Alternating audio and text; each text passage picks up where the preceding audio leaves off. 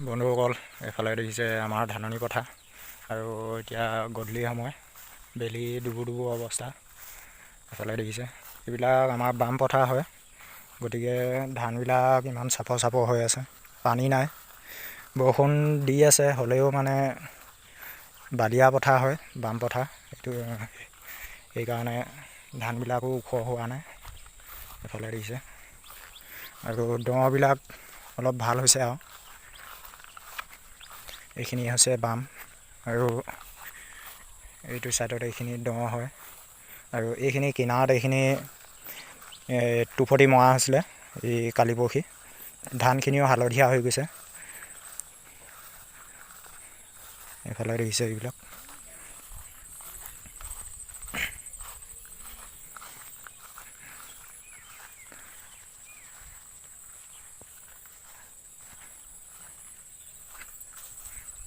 আৰু এইখিনিও টুফটি মৰা হৈছিলে।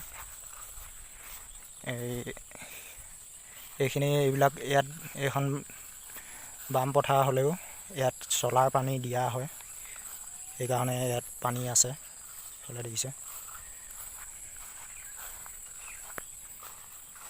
আৰু বনবিলাক মৰিবলৈ আৰম্ভ হৈছে আৰু ইয়াত এফালেদি এইটো চলাৰ পানী দিয়া হয়, সেইকাৰণে এইবিলাক পানী আছে এই ডুবাটো।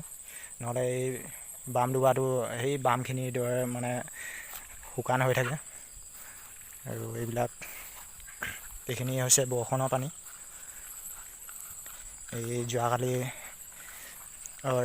এই ৰাতিপুৱা সময়ত খুব জোৰে বৰষুণ এজাক দিছিলে। এইফালে দিছে এইবিলাক আৰু এই কিনাৰখিনি এইখিনি বৰষুণৰ পানী ৰখে ইয়াত, মানে ধানটো সেইকাৰণে ইয়াতো অলপ ভালো হয়। আৰু এইখিনি টুফটি মৰা আছিলে, এইখিনি হালধীয়া হৈ গৈছে। এইখিনি চাওক আৰু এইখিনি চাওক, হালধীয়া।